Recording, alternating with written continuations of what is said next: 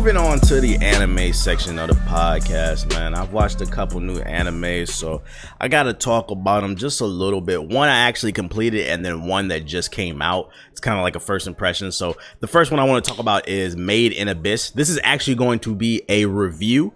I finished this one. It's a short anime. It's like 14 episodes or something like that, which, by the way, that's the first positive. You know I love a short anime. Unless it's shonen. Like, shonen can go on forever because motherfucker, niggas love the power of friendship. That's all I'm saying. Anyways, all right, so we're gonna talk about Made of Abyss. This is a Amazon Prime exclusive. So if you don't have Amazon Prime, hey man, sorry. Ask for your friend's account, log into their account, maybe trap out the bandwidth, find it on one of those alleged sites. So here's the synopsis of Made in Abyss without spoiling anything. This show is about like I don't want to call it like a nation, a village, a group of people, a town, a large area or a large sum of people live.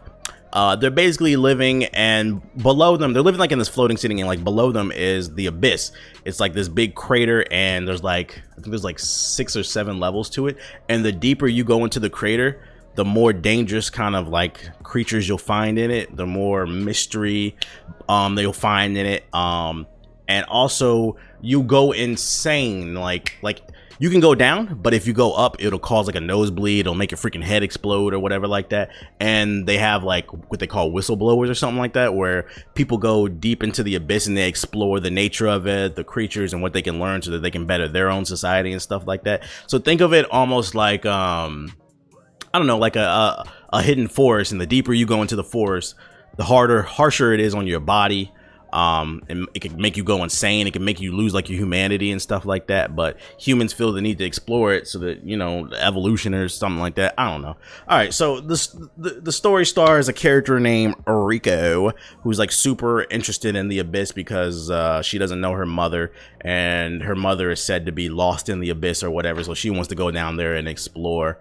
No, I'm not gonna give any spoilers, by the way. I guess these are like slight spoilers, just stuff in the beginning, like the first few episodes. I'm not gonna say any major plots or anything like that. She runs into a character that she ends up calling Reg, which is like this robot boy or whatever, and he helps her explore the abyss. So each level that they go down, they run into like a character, they learn more about the abyss. And I'm not gonna lie, like the animation's good, but like the pacing wasn't the best. The show's like I said, it's like 14 episodes or something like that. They could have cut out like 5 or 6 episodes. The first couple episodes was cool because they were explaining the world, and after that, once they start to get into the abyss, like it wasn't much really going on, and I'm just like, ugh. It really didn't start turning up until like episode like 7 or 8 or something like that, when they started running into like the deep dangerous creatures and they started fighting, and like it became the power of friendship. It became almost like a shonen and stuff like that. So I would say that I enjoyed the second half of the show more than the first half, but the first half was so slow. It served no real purpose. I understand the point of world building, but only the first couple episodes built the world for me. After that, they was just talk. And to be honest, just a heads up. This show, I watched it subbed. I know I'm dub gang. I prefer dubbed over subbed if you're unfamiliar with my content. But I got love for the sub people. I watch sub when I have to. Or if I really, really, really enjoy a show and I can't wait, I'll go to the sub. And I had a friend over and she wanted to watch the show and it was only available in subbed. It ain't a friend. I ain't gonna lie. You know what I'm saying? Netflix and chilling. We was Netflix and chilling, or in this case, Amazon Prime and chilling. And she's like, she really recommended the show. I was like, all right, I'll watch it. She was like, just a heads up, it's not in English, it's not dubbed. I was like, I gotta sit up and read. Because I mean, if you're unfamiliar with me, one of the reasons I like dubbed is not only because it's in my native language. It's not that I can't read. It's just like I'm the type of person where like I be so tired, I don't even realize I'm tired until I lie down or I sit down, then I fall asleep in the chair. So I have a hard time following sub because usually I don't have the energy for it. I'm a multitasker.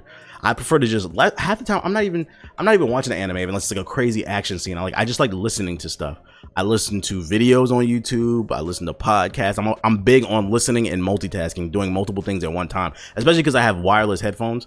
So I'll be walking around listening to something while I'm doing something else, cleaning the room or editing a video or something like that. But this joint, it's only available in subbed. I'm letting you know. I had to sit up. I had to read the whole time. I was nodding a couple times because the beginning and the pacing is really slow.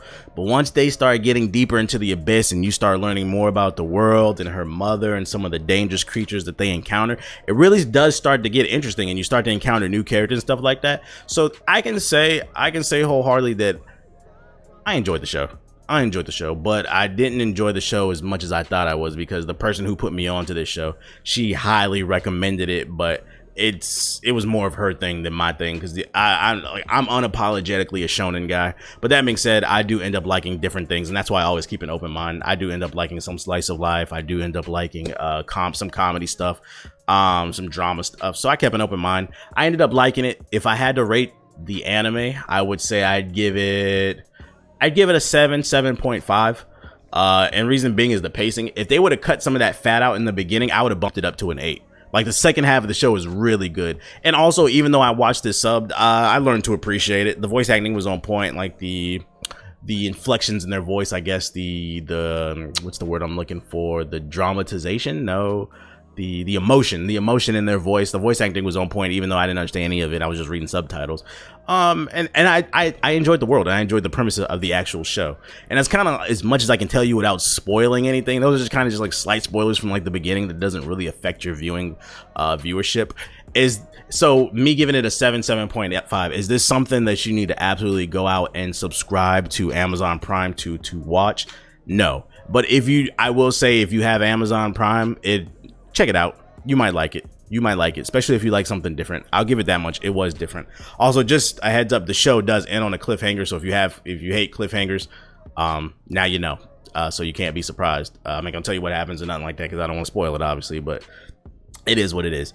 So yeah, check out that show if you have Amazon Prime. Hey, thanks for watching my video. If you're new here, hit the subscribe button and tap the bell icon so you'll never miss another video. Also, consider pledging my Patreon. It helps keep the lights on. There's a link in the description box below. Peace.